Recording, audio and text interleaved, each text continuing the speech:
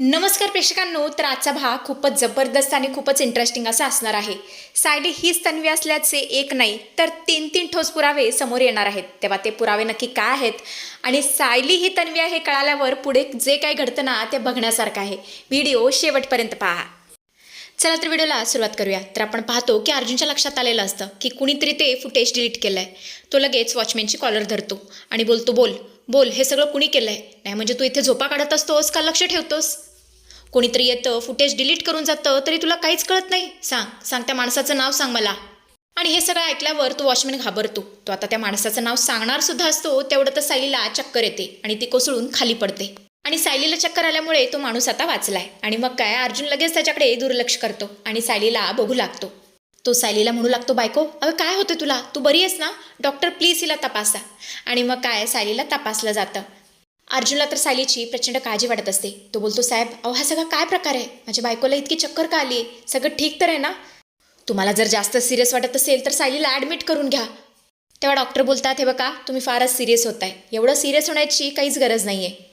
अशा अवस्थेमध्ये चक्कर येणं स्वाभाविकच आहे. त्यामुळे तुम्ही अजिबात काळजी करू नका. त्यांना घेऊन जा, त्यांची काळजी करा. आणि हां, मी काही गोळ्या देतो त्या नियमित घ्या. खरं तर अर्जुन सायलीला स्वतःच्या घरी घेऊन जाणार असतो कारण तिची तब्येत बरी नसते. पण सायलीच बोलते, आज रविराज काका येणार आहेत आणि मला तिकडेच जायचं आहे. आणि तसं पण प्रतिमा त्या आहेत ना, तुम्ही अजिबात काळजी करू नका, त्या माझी चांगलीच काळजी घेतील. आणि अशा प्रकारे ती आता किल्लेदारांच्या घरी आलेली असते. रात्रीची वेळ असते, सगळेच डायनिंग टेबलवरती बसलेले असतात. सायलीला बघितल्यानंतर रविराजांना खूप छान वाटत असतं. तिच्यामध्ये तन्वीचेच त्यांना आभास होत असतात. त्या तन्वीबद्दलच्या खूप साऱ्या गोष्टी तिला सांगत असतात. पण सायलीला मात्र वेगळंच टेन्शन असतं. ती मनातल्या मनात विचार करते, आता तुम्हाला काय सांगू? तन्वी मीच आहे, तुमची मुलगी मीच आहे, हेच खरं तर मला तुम्हाला सांगायचं आहे, पण ते मला सांगता येत नाही आहे. आणि मी तन्वी आहे याबद्दल माझ्याकडे कोणताच पुरावा नाही आहे आणि पुरावा नसल्याशिवाय मी काहीच सिद्ध करू शकत नाही. त्यामुळे मला सगळ्यात आधी पुरावे शोधावे लागतील.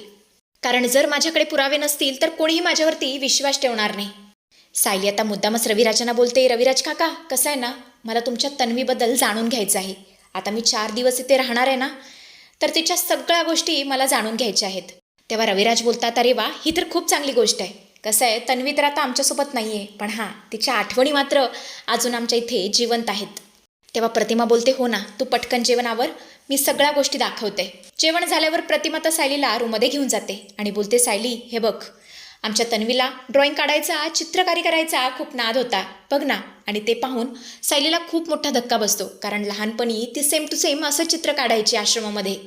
माझ्यात आणि तन्वीमध्ये इतकं साम्य कसं काय असू शकतं? हा काय योगायोग नाही आहे. आता याचा छडा तर मला लावायलाच हवा. त्यामुळे ती बोलते, प्रतिमा त्या ऐका ना, तन्वीचं हे चित्र मला खूप आवडलंय, मी माझ्याकडे ठेवू का आठवण म्हणून? ते चित्र बघत असताना सायली मात्र पूर्णपणे हरून गेलेली असते. लहानपणीची तन्वी ड्रॉइंग करताना तिला दिसत असते. प्रतिमा तर सायलीला काहीतरी बोलत असते, पण सायली मात्र तन्वीच्या आठवणींमध्ये गुंग असते. तेव्हा प्रतिमा बोलते, सायली अगं काय झालं, कुठे हरवलीस? बहुतेक तुला हे चित्र फारच आवडलेलं दिसतंय. तेव्हा सायली बोलते, प्रतिमा त्या का कुणास ठाऊक, मला तन्वी आणि माझ्यामध्ये एक वेगळंच नातं जाणवतं. असं वाटतं आमचं काहीतरी कनेक्शन आहे. प्रतिमा बोलते, काय कनेक्शन? तेव्हा सायली बोलते, कनेक्शन म्हणजे आपुलकी, आपुलकी वाटते तिच्यासाठी. प्रतिमा हसत्याने बोलते, ठीक आहे, जा आता जागरण करू नकोस, झोप, नाहीतर पुन्हा तुला पित्ताचा आणि ॲसिडिटीचा त्रास होईल. सायली आता बेडवरती झोपण्याचा प्रयत्न करत आहे, पण तिला काही झोप लागत नाही आहे. ती कंटिन्युअसली चित्राकडे बघत असते आणि म्हणते, चला एक काम तर चांगलं झालं, मला पुराव्यांची गरज होती आणि पुरावा माझ्या हाती लागलाय. उद्या मी एक काम करते, या दोघांना आश्रमात घेऊन जाते आणि त्यांना मी काढलेलं ते चित्र दाखवते. ते चित्र बघितल्यावर मला काही सांगायची गरजच लागणार नाही. त्यांनाच कळून चुकेल की मीच तन्वी आहे. दुसऱ्या दिवशी पहाटे पहाटे आपण पाहतो तर काय, सायली आता प्रतिमा आणि रविराज या दोघांना घेऊन आश्रमात आलेली असते. दोघांच्या चेहऱ्यावरती पट्टी बांधलेली असते. दोघांना काही समजत नसतं की सायली इतक्या लवकर पहाटे आश्रमात का बरं घेऊन आली. इतक्या दिवसानंतर आश्रमात आल्यावर तिला खूप छान वाटत असतं. जुन्या सगळ्या आठवणी ताज्या झालेल्या असतात. तेव्हा सायली बोलते, रविराज काका थोडा धीर धरा, आज तुम्हाला अशी गोष्ट कळणार आहे ना, जे ऐकून तुम्हाला खूप मोठा धक्का बसणार आहे. तेव्हा प्रतिमा बोलते, धक्का? अगं सायली पुन्हा यांना धक्का देऊ नकोस, आमची पुन्हा धक्का झेलायची मनस्थिती नाही आहे. तेव्हा सायली बोलते, सुखद धक्का बसणार आहे आणि तो धक्का तुम्हाला हवासा वाटेल. फक्त एक 5 मिनटं, तुमचं आयुष्य पूर्णपणे बदलून जाणार आहे. असं म्हणतच ती सरळ त्या दोघांना किचनमध्ये म्हणजे आश्रमामध्ये घेऊन जाते.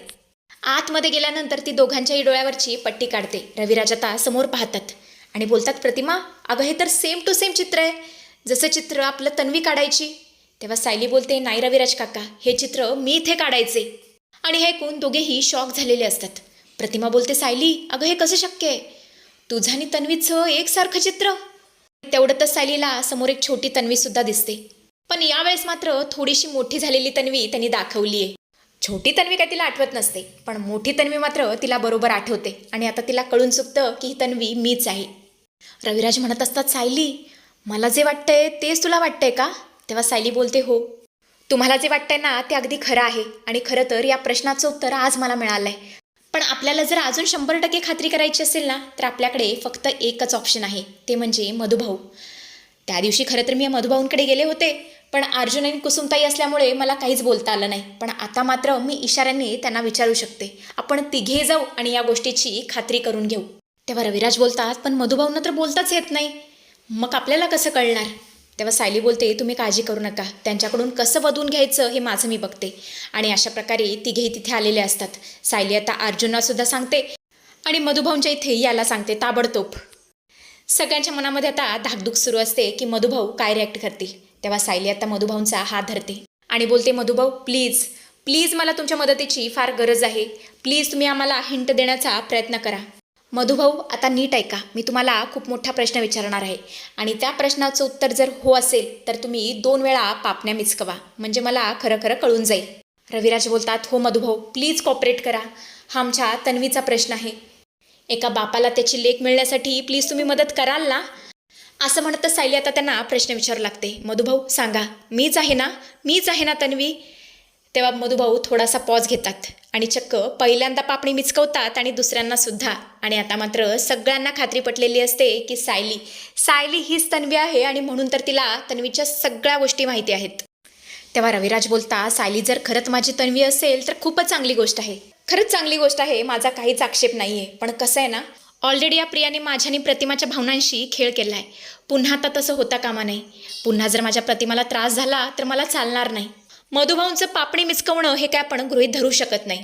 तेव्हा अर्जुन बोलतो, हो, आपल्याला मधुभाऊंची गरजच नाही आहे. आपल्याकडे अजून एक युक्ती आहे ज्यामध्ये कळून जाईल की सायली तन्वी आहे की नाही.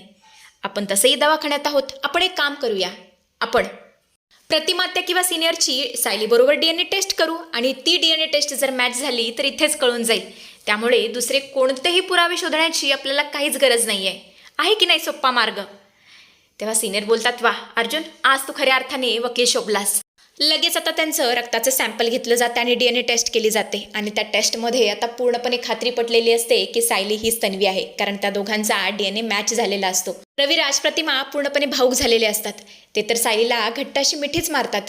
अर्जुन तर बोलतो, ज्या व्यक्तीला आपण इतके दिवस शोधत होतो ती आपल्या घरातच होती, आपल्या इतक्या जवळ होती, पण आमच्या लक्षातच आलं नाही. आणि मग काय, अश्विन आणि अर्जुन मिळून तिला खांद्यावरती घेतात आणि नाचू लागतात. अखेर आता हे सगळं कुटुंब पूर्ण झालेलं असतं. तेव्हा आता पुढे काय होईल हे बघणं खूप म्हणजे खूप इंटरेस्टिंग ठरणार आहे.